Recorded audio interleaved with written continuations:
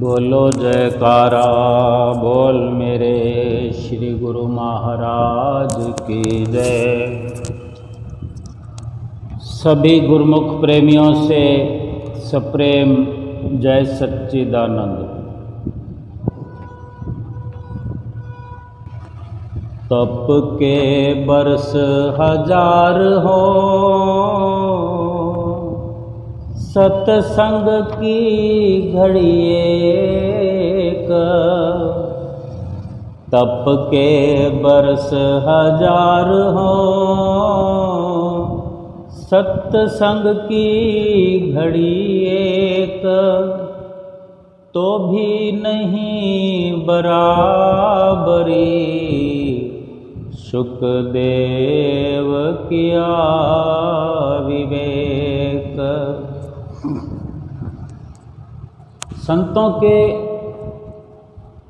सत्संग में जाने से समझ आती है, बोध होता है, जानकारी मिलती है, ज्ञान प्राप्त होता है।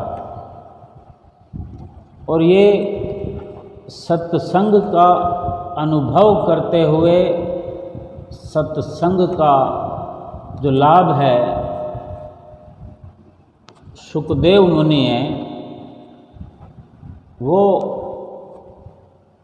वाणी में उच्चारण कर रहे हैं। जिन्होंने अनुभव किया, जिन्होंने तप भी किया, यज्ञ भी किया, योग साधनाएं सब की, लेकिन जब सत्संग का अवसर उन्हें प्राप्त हुआ और हर प्रकार से जब उन्होंने निचोड़ निकाला, तो यही सामने आया। उन्होंने उच्चारण किया अपनी वाणी में कि चाहे 1000 वर्ष तक तपस्या की जाए, योग यज्ञ ये साधन किए जाएं, अपने ही ख्यालों से, अपनी मर्जी से, लेकिन सत्संग की एक घड़ी हम अनुमान लगाएं कितनी लंबी होती है। 24 मिनट की एक घड़ी बताया करते हैं। और गुरबाणी में तो ये भी उच्चारण किया है महापुरुषों ने, एक घड़ी आधी से पुण्याद। यानी घड़ी तो क्या, आधी घड़ी, आधी से भी आधी, यानी चौथाई। एक घड़ी आधी से पुण्याद। कबीर संगत साध की कटे कोट अपराध। एक महिमा बताई है महापुरुषों ने अपने अनुभवों के अनुसार कि सत्संग का लाभ कितना है। प्राप्ति तो प्रभु की करनी है, भगवान की प्राप्ति करनी है, भगवान की भक्ति की चाहना को लिए हुए सभी तपस्याएं करते हैं, योगी योगीश्वर योग करते हैं, कठिन कठिन साधनाएं करते हैं, कितने कितने सालों तक घोर जंगलों के अंदर रहना, इतना अपने मन पर काबू करने का प्रयास करते हैं, काबू कर भी लेते हैं, कितना कितना समय भूखे प्यासे रहते हैं। ये मन को काबू किए बिना तो ऐसा नहीं हो सकता ना, संभव ही नहीं है। मन को साधने के लिए मन को साध भी लेते हैं, इतने प्रकार के शरीर पर दुख भी सहन करते हैं। भक्ति की प्राप्ति के लिए, भगवान की प्राप्ति के लिए, जीवन सफल करने के लिए ये सारा कुछ किया जाता है। लेकिन महापुरुष ही अपनी वाणियों में ये निचोड़ निकालकर हमारे आगे रखते हैं कि इस प्रकार के योग साधनाएं, जप तप तीर्थ जितने भी करें, हजारों सालों तक करें, लेकिन एक घड़ी का सत्संग, सत्य का संग, संतों का संग, संतों के सत्संग में बैठ कर के जो सत्संग श्रवण किया जाता है, कोई ऐसा शब्द, कुछ ऐसे निचोड़ उस एक घड़ी में सुनने को मिल जाते हैं जो हमारी विचारधारा को बदल देते हैं, हमारे संस्कारों को बदल देते हैं। अगर इस प्रकार से सत्संग में हमें इतना लाभ होता हो तो हमें सत्संग का लाभ उठाना चाहिए, उठाना ही चाहिए। और सत्संग का लाभ तो सत्संग में जाने से ही मिलता है।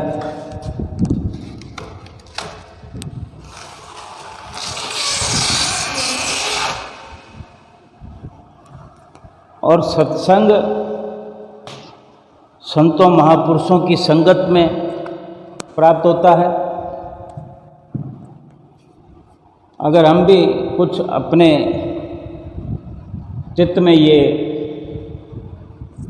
विचार करें, अपनी सोच का दायरा बढ़ाते हुए कि सत्संग में ऐसा क्या है जो इतना काया पलट कर देता है। भगवान की प्राप्ति के लिए, भक्ति की प्राप्ति के लिए जिसकी हम चाहना करते हैं, एक रास्ता ऐसा हो जिसमें हजारों साल लग जाए, और एक रास्ता ऐसा हो कि एक घड़ी में उद्धार हो जाए, भक्ति प्राप्ति हो जाए, या भक्ति प्राप्ति का सरल सुगम मार्ग मिल जाए। वो इसीलिए संभव होता है, हो सकता है कि संत महापुरुष जिन्होंने अपने अनुभव से हमारे लिए मार्ग प्रशस्त किया है, करते हैं, उनको ये अनुभव होता है अपने जीवन में, वो सत्संग का ही अनुभव करते हैं, सत्य की राह पर चलते हैं, और अपने अनुभव जो उनके अंदर भरे होते हैं, जो हम सत्संग श्रवण कर रहे होते हैं, संत महापुरुष कहीं विराजमान हों, हमें जाने का अवसर मिले, सत्संग हम सुन रहे होते हैं, थोड़ा याद करें कहीं ऐसा अवसर मिला हो, या फिर कहीं पहुंच करके ऐसा अवसर प्राप्त हमको करना चाहिए कि वो क्या समझा रहे होते हैं, कौन सी पोथी पढ़ रहे होते हैं, किताब पढ़ रहे होते हैं। अगर कोई पोथी किताब भी पढ़ते हैं तो उन शब्दों को जिनको वो पढ़कर सुना रहे हैं उनका सार समझाते हैं। उन्हीं शब्दों को हम भी पढ़ते हैं अपने घर में बैठकर, लेकिन हमें समझ नहीं आता। संत महापुरुष वही शब्द जो हमें पढ़कर सुनाते हैं उसका सार समझाते हैं, उदाहरण देकर हमें समझाते हैं। हमारी जो भावना होती है, जो हमारे भाव होते हैं, जो हमारी चाहना होती है, वहीं हमारे भावों के आसपास ही उनके वचन आकर टकराते हैं। हमको ठीक ठीक मार्ग दिखने लगता है, जो वो दिखाना चाहते हैं हमको महसूस होने लगता है। और जो बिना पढ़े ही कितनी कितनी देर तक हमें सत्संग सुनाते हैं, तो हम विचार करें कि वो सत्संग उनके पास कहाँ से आया। उन्होंने अपने जीवन में अमली कार्रवाई की, सत्संग के साथ रहे, सत्संग को अपनाया, और सत्संग के साथ रहते हुए जो उन्होंने अमल किया होता है वो सत्य का संग, उसका जो लाभ है वो सब उन्हीं के अंदर से खजाना भरा हुआ है सत्संग का। उसी में से निकल निकल कर शब्द आ रहे हैं, उच्चारण हो रहे हैं, हमारे कानों में रस घोल रहे हैं, सत्संग का लाभ हमें समझा रहे हैं। और जो अमल उन्होंने किया, जो अनुभव उन्होंने किया संतों महापुरुषों ने, वही हमें करने के लिए हिदायत करते हैं, इशारे करते हैं कि इसी प्रकार से अपना लोक और परलोक संवार सकते हैं, इसी प्रकार से भक्ति की प्राप्ति हो सकती है। एक किताब का लिखा होता है, हम बेशक अपने घर बैठे पढ़ लें, पढ़ाई कर लें। जैसे एक स्टूडेंट से बच्चा है, स्कूल में पढ़ने वाला है, स्कूल में शुरुआत उसने की है, तो छोटे से छोटे बच्चों को स्कूल में डाल देते कि किताबें होने पर भी किताबों से पढ़ाई पढ़ा देने वाले हमारे घर पर हैं। हम खुद बच्चों को अपने घर पर पठन पाठन करवा सकते हैं, लेकिन फिर भी हम उस कला में निपुण नहीं, क्योंकि उसके जो सही उत्तम तौर तरीके हैं वो एक गुरु ही जो अच्छे से अध्ययन करके उसका निचोड़ जो है जानते हुए सब कुछ उसी प्रकार से बच्चों को पढ़ाते हैं जो उनके स्वयं के अनुभव होते हैं, अच्छे से उसको अपने अंदर बसाया होता है। फिर वही वो दिल से जब शब्द निकलते हैं असरकारक हो जाते हैं। संत महापुरुष भी आध्यात्मिक रास्ते पर पहले स्वयं चलते हैं। जो वक़्त के पूर्ण महापुरुष होते हैं, संत महापुरुष हुए हैं, अभी भी हमें ये सौभाग्य मिला है कि हम श्री आनंदपुर दरबार के अनुयायी हैं, हम गुरुमुख हैं, प्रेमी हैं।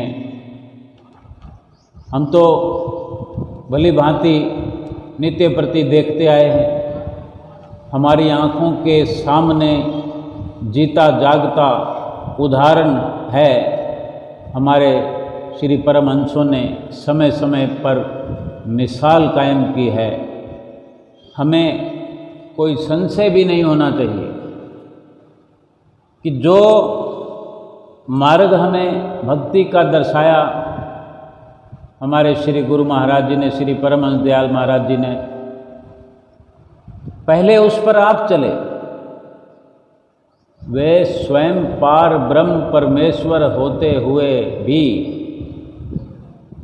इस धराधाम पर अवतरित हुए, मनुष्य शरीर धारण किया। जो हमें वो सिखाने के लिए आए, सिखाना चाहते हैं, वो सब उन्होंने स्वयं करके हमें दिखाया। हमारे लिए उन्हें कुछ करने कराने की ज़रूरत नहीं है। जो स्वयं भगवान हैं, जो भक्ति के मालिक हैं, भक्ति उन्हीं के पास है जिन्होंने हमें भक्ति देने का एक लक्ष्य धारण किया। इस संसार में आकर ये लक्ष्य बनाकर ही संसार में आए कि हमें इस जंजाल से, जो मोह मायावी जाल के अंदर फंसे हुए हम जन्म दर जन्म 84 लाख योनियों का दारुण दुख उठाते रहे हैं, उस जाल से, उस जंजाल से निकालने के लिए इस लक्ष्य के साथ ही इस दुनिया में अवतार धारण करके आए कि वो हम जैसी गुरुमुख रूहों को, जिनके साथ सतगुरु का संबंध पहले भी रहा है और इसी संबंध को पुख्ता करने के लिए, परिपक्व बनाने के लिए समय समय पर अवतार धारण करके हमारा मार्ग प्रशस्त करते रहे हैं और कर रहे हैं, करते रहेंगे। श्री आनंदपुर धाम दरबार की रचना रचाई। क्या हम विचार कर सकते हैं कि कितना सरल था, मुश्किल था, संभव था कि असंभव था? एक थोड़ी सी जगह को साफ सुथरा करना हो, कंटीली झाड़ियाँ हों, थोड़ा मैदान की तरह हो, वहाँ पर कोई स्कूल बनाना हो, कॉलेज बनाना हो या कोई एक बड़ा घर बनाना हो, तो देखते ही देखते वहाँ पर जेसीबी मशीन आ जाती है, बुलडोज़र आ जाता है झाड़ झखाड़ को उखाड़ने के लिए। लेकिन 100 साल पहले, 80 साल पहले क्या ऐसी आधुनिक मशीनरियाँ होती थी? जिस वक़्त में श्री आनंदपुर धाम दरबार की रचना हुई 1929-30 में, इस श्री आनंदपुर धाम की धरती को लिया गया, खरीदा गया। क्या हम अनुमान लगा सकते हैं? सुनने में आता है, पढ़ने में आता है, लेकिन उस वक़्त को अगर हमने देखा हो या जितना गहराई से हम विचार करेंगे कि उस वक़्त क्या अवस्था हो गई, क्या अवस्था रही होगी। आज हम चाहें तो रेल का सफ़र करते हैं, एरोप्लेन का सफ़र करते हैं। अगर नीचे एरोप्लेन से देखते हुए कुछ जो इलाके घने जंगल के होते हैं उनको देखें, या ट्रेन का सफ़र करते हुए कहीं घना जंगल आता है, तो वहाँ कुछ अनुभव कर सकते हैं कि ऐसी जगह को, जबकि वहाँ पर कितनी गहराई में जो धरती वहाँ की है, कितनी पथरीली और कितनी शुष्क धरती थी तब। और अनुभव बढ़ाना हो तो वहीं आसपास के इलाकों में जहाँ बिल्कुल जंगल है वहाँ पर निरीक्षण करके देखा जा सकता है। लेकिन जो हम श्री अमर ज्योति ग्रंथ में पढ़ते हैं, आदरणीय महात्मा जनों से, जो बुजुर्ग महात्मा जन हमारे समक्ष आज उपस्थित हैं, जिनसे हम सुन भी सकते हैं उस वक्त का वृत्तांत, तो यकीन होने लगता है। क्योंकि आज भी श्री आनंदपुर धाम दरबार हो या श्री प्रयाग धाम दरबार हो, आज भी उसी क्षेत्र में श्री आनंदपुर दरबार के बाहर या श्री प्रयाग धाम दरबार के बाहर, वहाँ के आसपास की ज़मीन को हम देख सकते हैं। अभी श्री प्रयाग धाम के बाहर जो मेन गेट, जो प्रयाग धाम के अंदर जाने का है, पहला गेट जहाँ से एंट्री होती है, उसके बाहर जो ज़मीन जंगल पड़ा हुआ, थोड़ा समय पहले, साल 2 साल 3 साल, ठीक नहीं तारीख का मालूम, लेकिन अभी ये देखने का अवसर प्राप्त हुआ कि वो जो ज़मीन है वो खरीद ली है, उस ज़मीन को ले लिया है काफ़ी दूरी तक, उसमें काम चल रहा है। अभी उस ज़मीन पर काम चलता हुआ देखा कि बुलडोज़र से 5-5 फुट लंबे पत्थर ज़मीन से निकलते हुए उठा करके ट्रैक्टर ट्रॉली में देखा कि ट्रैक्टर ट्रॉली कितनी बड़ी होती है, सब जानते हैं, हम खेतों में ट्रैक्टर चलते हैं, हर किसी ने देखे ही हैं। इतनी बड़ी ट्रॉली में सिर्फ 2 पत्थर। अभी ईंटें भरकर अगर ट्रॉली में लाई जाती हैं तो उसमें हज़ारों ईंटें आती हैं। अगर वो पत्थर भी होते हैं जिनसे दीवारें बनती, वो भी डालें तो वो भी सैकड़ों की तादाद में उस ट्रॉली में पत्थर आ जाते हैं। लेकिन इस पत्थर का साइज इतना बड़ा है, 5 फुट लंबा और 2 फुट 3 फुट चौड़ा पत्थर हो, बुलडोज़र से उठाकर ट्राली में रखा होगा, उसमें कितनी मशक्क़त करनी पड़ती है। तो अभी जो आँखों से देखा गया उसको देख करके हम अनुमान लगा सकते हैं कि इतनी बड़ी जो जगह को खरीद किया उसमें कितने ऐसे पत्थर बाधा बने होंगे, तरक्की में बाधाएं आई होंगी, कैसे कैसे उन पत्थरों को, जबकि आज बुलडोज़र है, ट्रॉली है, उस वक़्त तो हर चीज़ का अभाव होता था। आज से 90 साल पहले ये साधन नहीं होते थे। उस वक़्त के अंदर जो इन पत्थरों से दो चार होना पड़ा होगा कि अभी तो ज़मीन को जो ये पत्थर देख रहे हैं वो कार्य चल रहा है, तो वो केवल ज़मीन को सीधा किया जा रहा है। लेकिन अनंतपुर धाम या प्रयाग धाम में उसकी जो आज सफलता हम देख रहे हैं, उसकी हरियाली जो देख रहे हैं, उसके अंदर कितने गहराई में पानी के लिए साधन बनाए, कितने कितने फुट खुदाई करने पर, 850 फीट खुदाई करने पर पानी की शुरुआत हुई, पानी निकला। कैसे किया होगा ये? किसी भी प्रकार के संसाधन आज की तरह नहीं होते थे। जो भी होते थे उन्हीं से प्रयास करते हुए नामुमकिन को मुमकिन बनाया।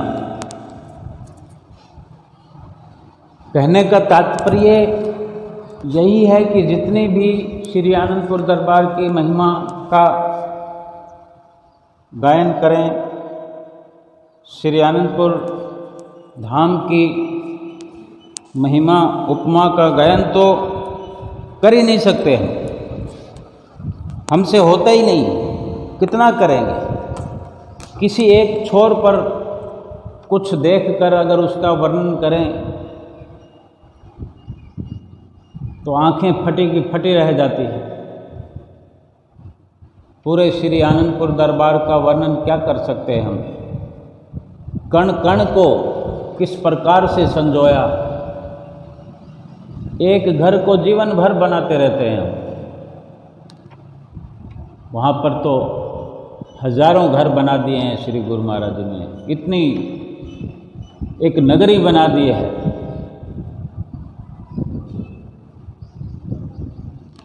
ये श्री परमहंसों का ये उपकार है और इसी की हम चर्चा कर रहे हैं कि कोरा सत्संग सुनने से, सुनाने से सत्संगी नहीं बना जा सकता, सत्संग का लाभ नहीं उठाया जा सकता। वो एक घड़ी का जो सत्संग हजारों वर्षों के तपस्या से जो बढ़कर होता है, वो इस प्रकार से हो कि सत्य की राह पर चलना, उस पर अमल करना। श्री गुरु महाराज जी ने, श्री परमहंस दयाल महाराज जी ने हमारे लिए सत्य की राह बनाई, भक्ति का रास्ता जो हमें दिखाया, वो आज हमें नित्य प्रति जो सुनने को मिलता है, श्री आरती, पूजा, सेवा, सत्संग, सुमरन और दर्शन ध्यान, इन पांचों नियमों की बड़ी सघनता से, बड़ी गहराई से पालना आप श्री परमहंसों ने की है, कराई है और करा रहे हैं, और हमें भी वही करने के लिए बार बार हिदायत करते हैं। श्री आरती पूजा के अंदर जो शब्द हैं उनका गायन करने से, उनके साथ जुड़ने से मन के विचार बदलने लगते हैं और एक अंदर में अपने एक प्रकाश सा होने लगता है, बदलाव आने लगता है कि अगर इन शब्दों के द्वारा इन शब्दों के अनुसार हमारा जीवन बनने लग जाए तो हम कहाँ से कहाँ पहुँच जाएंगे, ऐसा महसूस होने लगता है। फिर उन्हीं शब्दों को सेवा में उजागर करते हैं। दूसरा नियम भी है, 5 नियमों में दूसरा नियम भी है सेवा। ये सेवा का ही फल है कि श्री आनंदपुर धाम, जो कि दुनिया में नहीं त्रिलोकी में लासानी है, कोई मुकाबला नहीं है किसी भी प्रकार से। सेवा करते सारा दिन सेवा चलाते रहे हमारे श्री परमहंस अपने अपने समय में, और सारा दिन सेवा करना, थक जाना, अथक प्रयास करते हुए शरीर को थका करके वापस आते भगत जन, भगतानियाँ, बाई जन, संत जन, श्री गुरु महाराज जी भी साथ में ही सबके मिल करके सेवा करते और करवाते। किस तरह तो वो कंटीली झाड़ियों से मुकाबला किया होगा, किस प्रकार से उन पत्थरों से मुकाबला किया होगा, पत्थरों को काट काट के रास्ते बनाए, अपने आप को मिटा करके ये श्री आनंदपुर धाम की रचना हुई है। और हमें जो इतना आसान इस वक़्त भक्ति का रास्ता मिला है, हम भी उस कार्य में संलग्न रहे हों, कौन जानता। लेकिन ये तो सच्चाई है कि अपना ही जो किया होता है वही हमें अगले जन्मों में मिलता है। आज हम श्री दरबार में जो सुख भोग रहे हैं, शारीरिक भक्ति करते हुए जो आसानियाँ हमें मिली हैं, जो रास्ता सरल हमारे लिए आज हुआ जा रहा है, हमको ऐसे लाभ मिल रहे हैं, तो हम भी कहीं ना कहीं अपने श्री परमहंसों के साथ रहे, आते रहे। एक बार आए हों, 2 बार आए हों, यानी उस रचना में हम कहीं ना कहीं साथ ही हैं। क्यों नहीं मन मानता हमारा कि हम नहीं थे? ऐसा क्यों लगता है कि हमने भी वो कार्य किया है? अगर अभी श्री आनंदपुर धाम से पहले जो अभी इलाका पाकिस्तान में कहलाता है, अभी श्री परमहंस दयाल महाराज जी जैसे श्री टेरी साहिब में जो भव्य निर्माण हुआ श्री परमहंस दयाल महाराज जी के समाधि स्थल का, वहाँ श्री परमहंस दयाल महाराज जी ने टेरी में, लक्की मरवत में हमारे सारे श्री परमहंस, श्री दूसरी पातशाही गुरु महाराज जी, श्री तीसरी पातशाही गुरु महाराज जी और चतुर्थ पातशाही गुरु महाराज जी वहीं आसपास में ही लक्की मरवत और टेरी में ही अवतरित हुए और वहीं विस्तार होता रहा। जब ये नाम आते हैं लक्की मरवत, ऐसे ऐसे श्री गुरु महाराज जी वहाँ, पहली पातशाही गुरु महाराज जी वहाँ पहुँचे, दूसरी पातशाही गुरु महाराज जी से कैसे मिलाप हुआ, फिर तीसरी पातशाही गुरु महाराज जी से मिलाप हुआ, फिर चतुर्थ पातशाही गुरु महाराज जी से मिलाप हुआ। हम श्री ग्रंथ जी में पढ़ते हैं, संतों महापुरुषों से सुनते हैं कैसे आप जी का जीवन रहा, बचपन कैसा रहा, कैसे दूसरी पातशाही गुरु महाराज जी भक्ति की जिंदा मिसाल थे बचपन से ही, और बचपन से ही आप श्री परमहंस दयाल महाराज जी की आज्ञा में चल कर के भक्ति के राह को आसान हमारे लिए बनाने लगे। कितना घोर तप किया उन्होंने, एक जगह कितने सालों तक आगरा में एक ही जगह समाधि लगाकर भजन अभ्यास किया। केवल आज्ञा पालन के अंदर ही सब कुछ, 5 नियमों की पालना, भजन अभ्यास। तीसरी पातशाही गुरु महाराज जी ने फिर आगे चलकर क्या कुछ करके दिखाया। चतुर्थ पातशाही गुरु महाराज जी, भगत साहेब राम जी, किस प्रकार के इनके हम जो उस वक़्त के इनके जीवन के पद चिन्हों को याद भी करते हैं तो हमें लगता है कि हम वहीं थे, इस गली में नहीं तो उस गली में रहते होंगे। ठीक से हमें अपना घर याद नहीं, लेकिन कुछ ना कुछ छाप, कुछ ना कुछ दृश्य निश्चित होकर हमारे मस्तक पटल पर उभर आता है। तो क्यों नहीं हमें ये मान ही लेना चाहिए कि हम वहाँ पर थे। अगर नहीं भी तो कम से कम ये तो समझ में आता है कि हम आज तो हैं, आज हुजूर छठी पातशाही गुरु महाराज जी के साथ तो हैं। क्या आज सेवा नहीं चलती? क्या श्री गुरु महाराज जी सेवा जहाँ पर चलाते हैं वहाँ जाकर निरीक्षण नहीं करते? चाहे कम से कम लोग हों। आजकल आधुनिक युग है, मशीनरी का युग है और कारीगरों की, नौकरों की विशाल कायम हो रखी है कि चारों ओर से जो व्यवस्था है वो नौकरों के साथ होती है।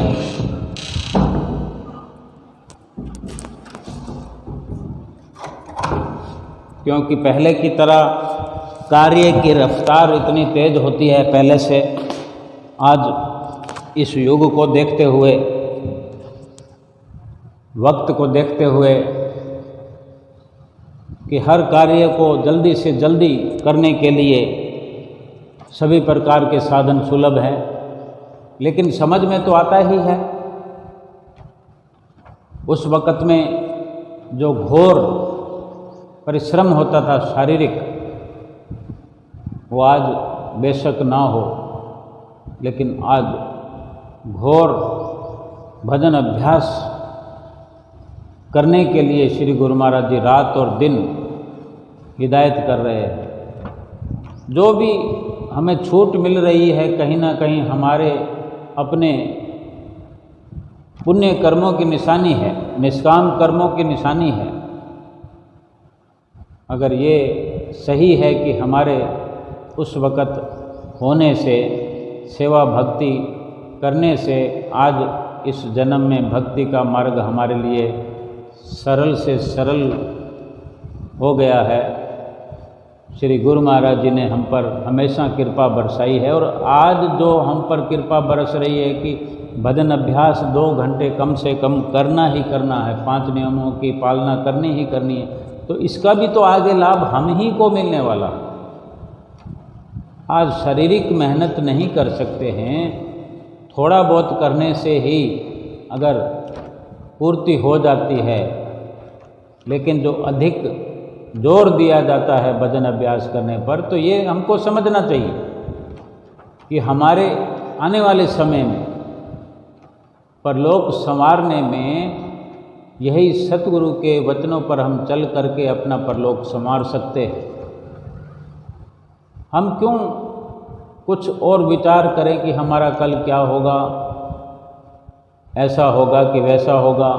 हमको ये यकीन पहले करना है कि हम अपने श्री गुरु महाराज जी के साथ थे और आज साथ हैं।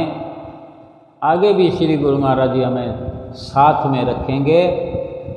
केवल उनके वचनों की तामील करनी, उनके वचनों पर अमल करना है, उनकी आज्ञा को सत्य सत्य करके मानना है।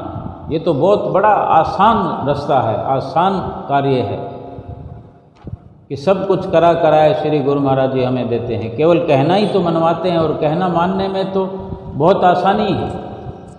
अपने आप से कुछ नहीं करना है। अपने आप अगर कोई डिसीजन लेना होता है उसमें नफ़े नुकसान की दोनों ही सूरतें सामने आती हैं। सफल हुए तो नफ़ा हो गया, विफल हो गए तो नुकसान हो गया। लेकिन हमने अपने आप तो कोई डिसीजन लेना ही नहीं है, हमें तो केवल कहना मानना है। हमें दास बन के रहना है, बल्कि दासन दास बन के रहना है। नफ़ा नुकसान वो जाने, और फिर भगवान जो कार्य करते हैं या कराते हैं, क्या उसमें नफ़ा नुकसान क्या सोचने की बात है? उनके तो एक वचन पर ही जिंदगियां बदल जाती हैं। एक वचन गुरुदेव का ताका जाका अनंत विचार, पंडित थाके मुनि जना वेद न पावे पार। एक वचन पर भी पंडित मुनि वेद शास्त्र पार नहीं पा सकते, समझ नहीं सकते। हमें क्यों ज़रूरत है समझने की? हमें तो केवल ये अपने भीतर में कंठस्थ करना चाहिए कि जो हमारे श्री गुरु महाराज जी ने हमारे लिए निर्धारित कर दिया, वचन फरमा दिए हैं कि नित्य नियम करने हैं। इन्हीं नित्य नियमों के कारण आज इतनी बड़ी रचना हुई श्री आनंदपुर दरबार की। और हमारा भी अगर आज श्री गुरु महाराज जी से जुड़ाव है, श्री आनंदपुर दरबार से जुड़ाव है, केवल मात्र जुड़ाव नहीं, बिल्कुल गहराई से, जैसे एक माँ का अपने बच्चे से, यानी एक बच्चे का अपनी माँ से जुड़ाव कैसा होता है। एक पल भी नहीं भूलता हो, ना माँ भूलती अपने बच्चे को, ना बच्चा भूलता अपनी माँ को। ये दरबार भी हमारी माँ है। ऐसा जुड़ाव हमको इस श्री दरबार से करना है। ऐसी नम्रता और खाकसारी धारण करके श्री आनंदपुर से जुड़ाव करना है। ऐसा अपनापन बना करके, ऐसा अपनापन रखते हुए, अपनाते हुए श्री आनंदपुर धाम से, श्री प्रयाग धाम से या श्री गुरु महाराज जी से जुड़ाव करना है कि कोई और है ही नहीं, कोई नहीं और केवल और केवल श्री गुरु महाराज जी हैं जो अपने, जिनको अपना कहा जा सकता है, जो अपनापन निभा सकते हैं, निभा रहे हैं। हम भी अपनापन बना करके उनसे जुड़ाव रखें, जुड़े रहें, अपने आप को जोड़े रहें, अपनी चित्त वृत्तियों को जोड़े रहें। किस प्रकार हम अपने अंदर से ये जवाब प्राप्त कर सकते हैं कि अब हमें और कोई तमन्ना नहीं, कोई और चाहना नहीं, केवल श्री गुरु महाराज जी के साथ रहना है, श्री दरबार के बारे में सोचना है, श्री गुरु महाराज जी की आज्ञा के बारे में सोचना है, अपने जीवन को छोड़ देना है, उनके हवाले कर देना है। अपने अंदर से ये जवाब मांगना है। कब मिलता है? आज मिल रहा है। केवल नाम तो ले लिया हमने, लेकिन जुड़े नहीं, अपना बनाया नहीं, हम उनके अपने बने नहीं,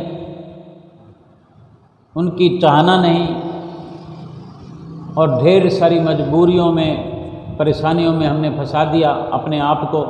और फिर यही हम रोना रोते रहे, यही जिक्र सारा दिन हम करते रहे, क्या कहूँ क्या करूँ, मेरा मन तो बहुत है सेवा करने का, सेवा पर जाने का, पर क्या करूँ। बहुत सारी बातें हम अपनी जीवा से रटते रहते हैं, क्या करूँ। अगर सेवा करने का मन है तो कौन रोकता है? कोई नहीं रोक सकता। हमने अपने परमहंसों का इतिहास पढ़ना है, कि किस किस तरह से श्री परमहंसों ने इस आनंदपुर दरबार की धरती पर रहकर सेवा करके अपने तन प्राण को लगा करके एक एक श्वास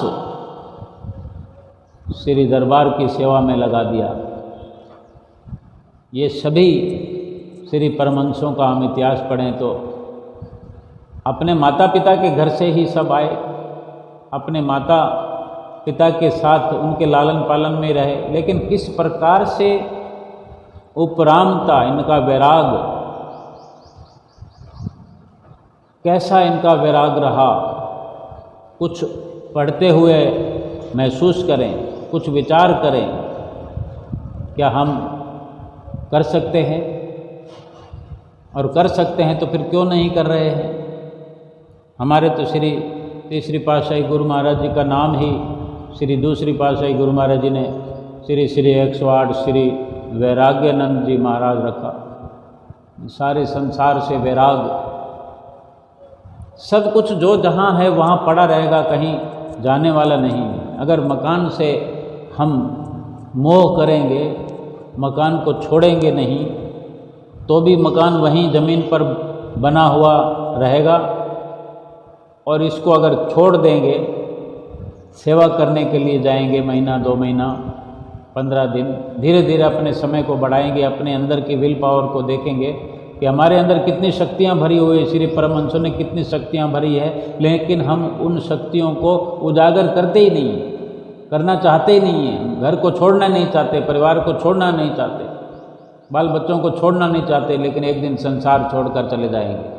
और ऐसे चले जाएंगे कि किसी को कानो कान खबर भी नहीं होगी, किसी को बता भी नहीं पाएंगे, कोई सुन भी नहीं पाएगा, किसी को भनक भी नहीं लगेगी, और पूरा का पूरा संसार छोड़ देंगे।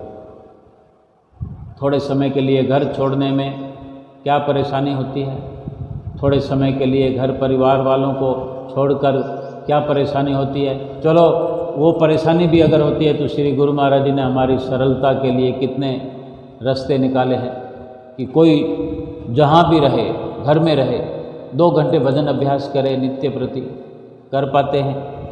इस प्रकार से 2 घंटे अपने ही घर में बैठ कर के अपने घर से दूर होकर नहीं बैठ सकते। घर के विचारों से दूर हो जाएं, परिवार वालों के विचारों से दूर हो जाएं, और 2 घंटे अपने श्री गुरु महाराज जी के विचारों में खो जाएं, उनके ध्यान में खो जाएं, उन्हीं के चरणों में सुरती लगा दें, श्री आनंदपुर दरबार के अंदर सुरती लगा दें,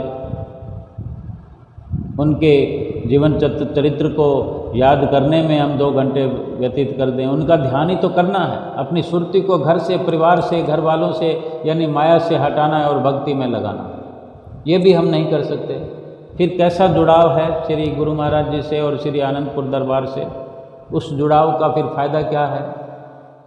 किसी से लेन देन नहीं करना, किसी से व्यवहार नहीं करना, कुछ खरीदना ही नहीं है, कुछ बेचना नहीं है। वो सौदा कैसे होगा? सच का सौदा जो हम करने आए हैं, खरीद फरोख्त करने आए हैं, श्वासों को खर्च करके जो भक्ति का सौदा खरीदना चाहते हैं, खरीदने आए हैं, वो खरीद फरोख्त कैसे होगी? हम तो माया में लगे हुए हैं, माया को छोड़ना ही नहीं चाहते हैं। हमें किसी ने पकड़ नहीं रखा।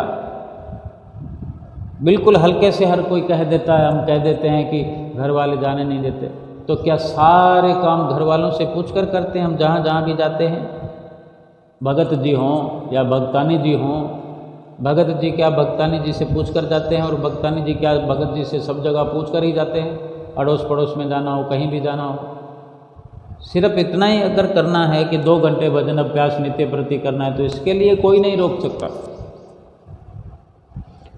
हम ही को बिना बहानों का जीवन बनाना होगा। किस प्रकार से सत्संग की महिमा का बखान करने की कोशिश करते हैं, लेकिन पूरा बखान कोई कर नहीं पाता। लेकिन जो इशारा हमें मिला कि सत्संग में इसीलिए लाभ होता है कि सत्संग को सुन करके, संतों महापुरुषों के सत्संग में जाकर जो सत्संग सुनने को मिलता है, वो सत्संग सुनाते भी हैं, सत्संग पर अमल कराते भी हैं। सत्संग पर अमल कराने के सारे तरीके वो हमें समझाते हैं, अनुभव कराते हैं, अमली कार्रवाई कराते हैं। हम श्री गुरु महाराज जी से जुड़ाव रखते हैं, श्री गुरु महाराज जी का सत्संग सुनते हैं, हम श्री आनंदपुर में जाएं, श्री प्रयाग धाम में जाएं, श्री आरती पूजा करते हैं, दर्शन हो गए, श्री आरती पूजा का पहला नियम हो गया। फिर सुबह से लेकर के शाम तक सेवा के वहाँ पर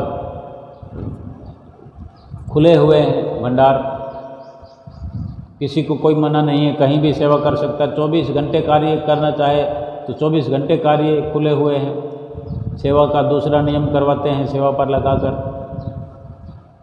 फिर सत्संग का कार्य, दर्शन खुलते हैं, दर्शन भी हो रहे हैं, सत्संग भी हो रहा है। सारे नियम करवा दिए श्री गुरु महाराज जी ने, अमल करवा दिया।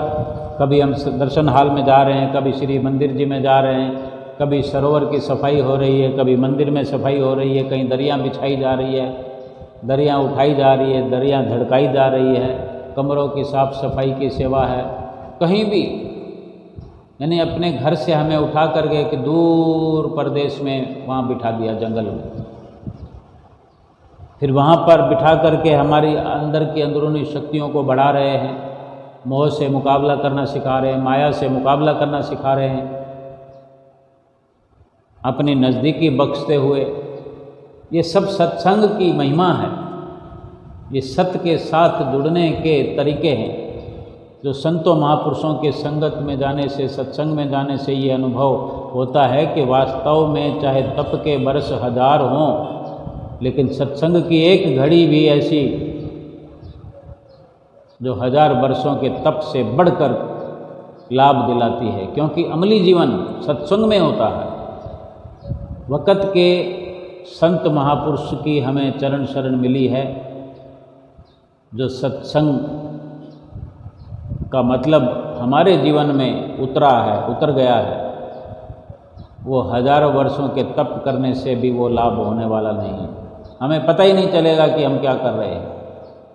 हम अगर तप करते रहें बैठकर और मन के अंदर, अपने अंदर में अहंकार पलता बढ़ता रहे, भक्ति का तो फिर नामो निशान ही नहीं हो पाएगा। अगर अंदर में अहंकार की प्राप्ति हो रही है, अहंकार बढ़ रहा है, भले तप कर रहे हैं, तप से हमारा जो लाभ होना है कि हमने कुछ चंद नियमों का पालन कर लिया, मन को साध लिया, लेकिन संपूर्ण तौर पर जिस अहंकार को बाहर निकालना है, जिस सेवा के करने से परोपकार होता है, जिस दर्शन करने से दर्शन को अपने अंदर बसाते हुए फिर ध्यान करने में वो दर्शन सहायक बनते हैं, ये जो लाभ होता है, इस प्रकार के लाभ परिपूर्ण संत महापुरुषों के सानिध्य में, उनकी नज़दीकी में, उनकी चरण शरण हासिल करने से हमें हो रहा है। लेकिन जो हमारे अंदर कमियां हैं, जो दूरियां हैं, उनको मिटाना है और अपनी मंजिल को प्राप्त करना है, अभी करना है, आज का आज करना है, इसी घड़ी को करना, इसी घड़ी में करना, इसी एक ही घड़ी में जीवन का काया पलट हो सकता है, लोक परलोक संवर सकता है। बोलो जयकारा, बोल मेरे श्री गुरु महाराज की जय।